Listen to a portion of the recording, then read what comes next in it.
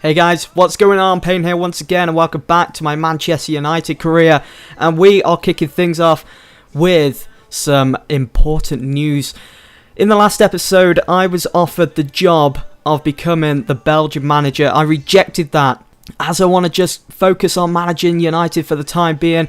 I know some of you guys wanted to see me managing Belgium as well, but it seems as though my services are still required in the international scene. As the English FA came to me, they offered me a role of becoming the England manager, and some of you are going to be stumped about this decision, but I just want to focus on United for this season. Who knows what will happen in the next season or the season after? Maybe I will go to England eventually, or maybe another team like Italy or Brazil, who knows. But this season so far for United has been really tough, and I just want to focus on trying to sort that out and get the team back to winning ways.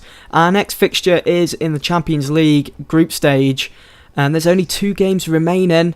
Our next one is against Dortmund, and then we've got to play Real Sociedad at Old Trafford. Here is the next fixture anyway, which is against Dortmund. And this was because we lost against them at Old Trafford in the first game, which we played at Old Trafford. We lost 3-1. So I was really hoping that we could turn that around, maybe pick up the win here. I was okay with a draw, but we need to be careful if we did go for a draw, because Napoli, they have Sociedad. Sociedad haven't even picked up a point yet in the group stage. So I could see Napoli picking up the win there. Here's the group stage again. Look at that for Sociedad. I feel well sorry for them. I mean, 0 points, minus 11 on goal difference. It's really bad stuff for them. They're definitely not going through now to the next round of the Champions League. But here is Dortmund's starting 11, starting with the same formation as my United side. And it looks like it's the same starting 11 that the manager put out against my United side back at Old Trafford, which saw them pick up their win. But here is my starting 11. I went with De Gea in goal. We've got Rafael, Ferdinand Vidic, Baines instead of Evra, Cleverley and Carrick, because Fellaini is still out injured with that broken rib. And of course, Wayne Rooney and Robin van Persie were to be my strike force for this game. So since the last time out against Dortmund, where we played at Old Trafford, we lost 3-1 due to really diabolical defending from myself. It's really embarrassing and kind of funny. But anyway, in this game against Dortmund though, where he's playing them at home, we wanted some revenge. We wanted to get them back, pick up those 3 points against them, and the team was looking fresh, fully fit for this one. And Nani had a great opportunity to at least get a shot on goal, but it just went wide. It was a pretty poor shot, to be honest. I mean, it was first time hit, and he was never going to score from there with the likes of Wade and Fella in goal for Dortmund. And Wayne Rooney picked up a yellow card, and I wasn't too sure about that one, as Wayne Rooney wasn't even picked up here. I think it's kind of a glitch, but that yellow card will now stick with Wayne Rooney. But we got a free kick out of it anyway. Van Persie crosses that one in with that deadly left foot. And Rio Ferdinand, or Vidic I should say, almost made it 1-0 to United in the first half. But Wade Fella was on form. He was looking sharp in this game, and he plucked that one out of the air.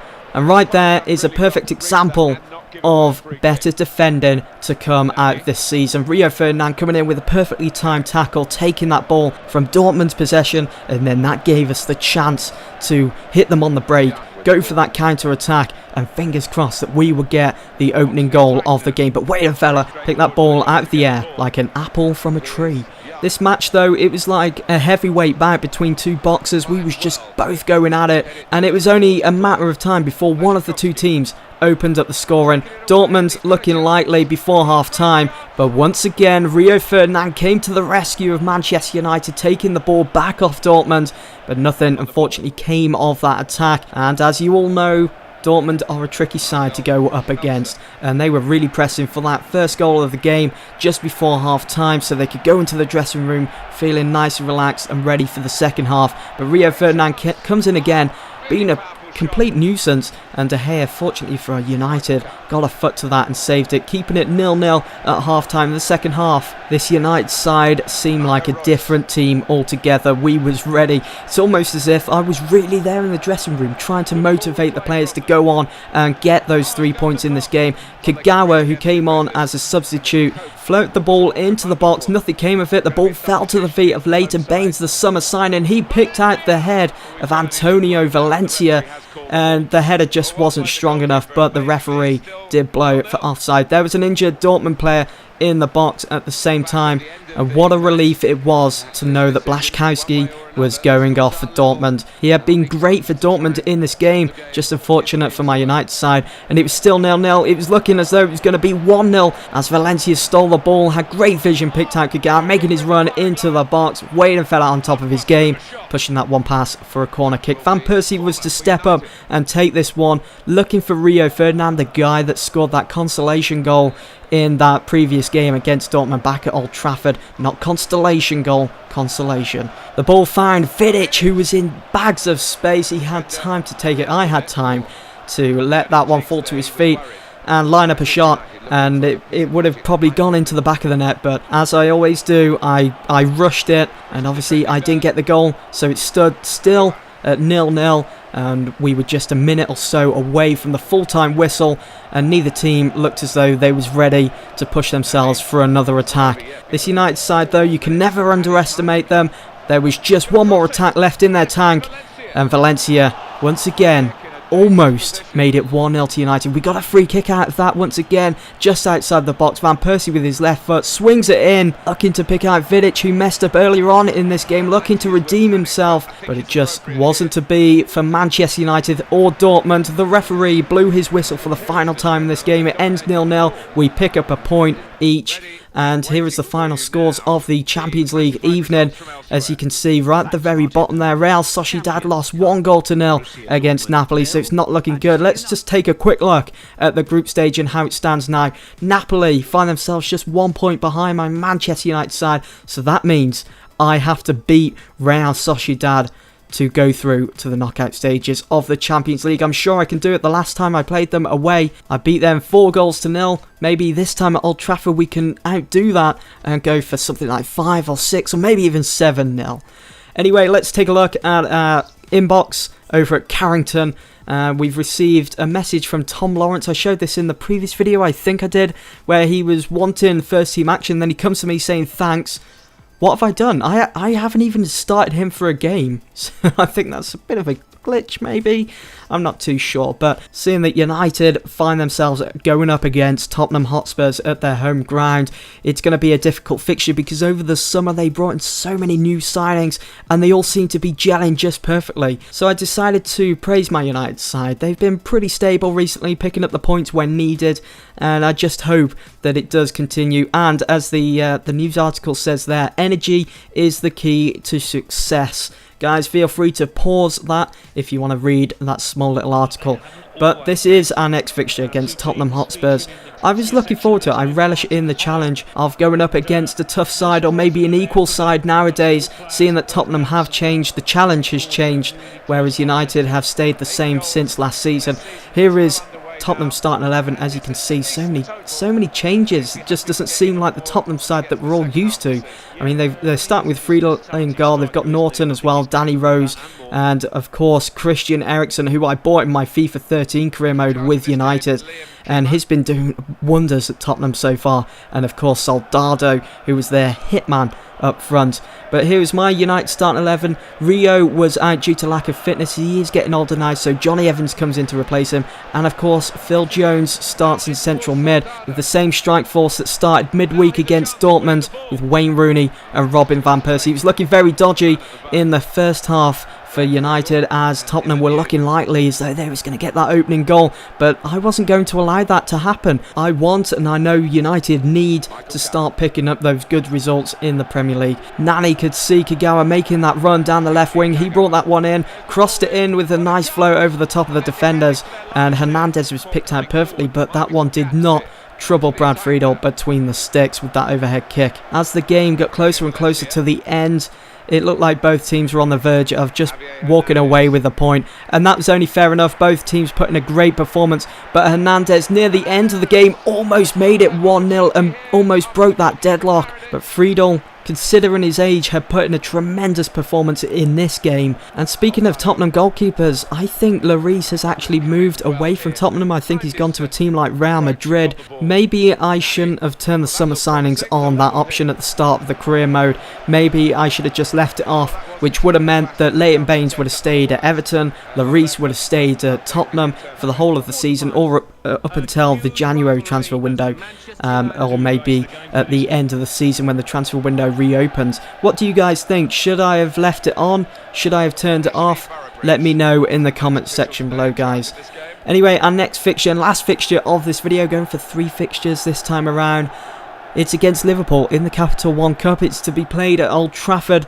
And Suarez, a man that's coming under a lot of speculation recently of him wanting out of Liverpool and wanting to move over to Atletico Madrid in Spain. The question is, will that deal go through when the transfer window reopens in January, or will we have to wait? You guys are going to have to stay tuned to find out. As you've just seen, the starting 11 for this game was kind of a mishmash of strong and weaker players in the team. We got the likes of Anderson starting it in central mid. We've also got Zaha down that right wing, and the wonder kid Januzaj was on the bench for United. As you can see there, Wayne Rooney found Hernandez with pinpoint accuracy, lobbing the ball over the Liverpool players, and Hernandez has been wanting first team action. He got it in this game, and Tom Cleverley opened up the scoring thanks to a pass from Hernandez, finding him in space. And I really thought the former Sunderland goalkeeper Mignolet was going to get a hand to that, or the ball was going to go side net, and I was really surprised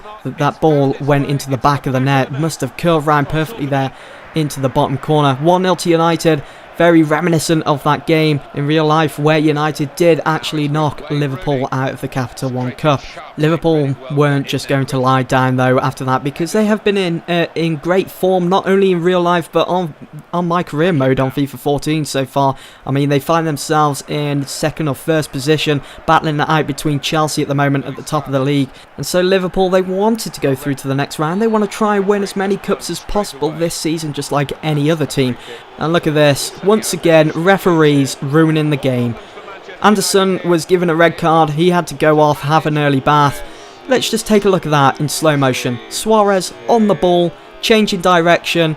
Can see Henderson making a run to his right there. Anderson, eyes on the ball all the time, goes in for a slide tackle. Suarez, the ball isn't even at his feet, and Anderson doesn't even touch Suarez. How is that a red card? Man, I was so pissed after that decision by the referee. I mean, if there was an appeal option on FIFA, I would be pressing that button. I would be appealing against that, and hopefully I would win the case. What do you guys think? Should that have been a red card? This happened to me with Chris Smalling way back on FIFA 13. I think it's my first or second season. It was just unfair on Anderson. The referee ruined the game as well, having to send off Anderson, and I felt so sorry for him because that was his first game that I started him in a main competition this season. He started a couple in pre-season. There seriously didn't need to be a red card there. So I wasn't just going to sit back now and defend for the rest of the game because we lost one player. No, I was going to continue to attack and try and grab another goal and just finish Liverpool off and get them out of this competition, the Capital One Cup. I did think that was pretty cool there as well between both United and Liverpool players. The overhead kick duo, that's what I'm going to call them both. And as you just saw, Rooney failed big time there. Thought there was going to be enough power behind that header to pass back to one of the defenders, but the ball fell to the feet of Sterling. He got the attack for Liverpool in motion. Unfortunately for me and my United side, De Gea was looking sharp between the sticks. He saved that ball, which meant my defenders could get back into position and defend that one. I did make a substitution. Nani, Rooney and Hernandez off for Welbeck, Kagawa and the wonder kid Januzaj. The game against Liverpool was far from over though. There was still time for Liverpool to get back into this. So I had to continue to attack, try and grab another goal, silence Liverpool, but it was becoming increasingly harder as the game progressed because, as you know, we lost Anderson in the first half. I was hoping for a stroke of genius from Zaha as he hit the ball on the volley. For a split second I thought it was going to float into the top corner, but it just went the opposite direction and into the Stretford end. As the game continued on, my defenders seemed to get sloppy as they was getting tired because they was having to do more work after losing Anderson in the first half, and the ball fell to the feet of Suarez with a perfect first touch there, and he put that one past De Gea, making it 1-1. It's almost as if my worst nightmare had come true, and if it was going to come true, Liverpool were going to get a second goal, but it was time for United to hit Liverpool on the attack with just 10 men in the team. Welbeck had the ball given to him by Zaha. Zaha making his run into the box, crossed that one into Kagawa, went for the header. I thought it was going to go wide, but it crept in at that far post, making it 2-1 to Manchester United. Apparently, it was an own goal. Sarko getting on the end of that. Don't know how that one happened. It should be Kagawa's goal, really. Just look at Sarko though, seems to like glitch through the side net in there, but it was 2-1 to United, and that was a full-time score for United after overcoming the odds once again, after losing Anderson in the 11th minute against a very strong Liverpool side. Liverpool are out, United through to the next round. Guys, that's the end of this video. I do hope that you've all enjoyed. I'll see you all in the next one.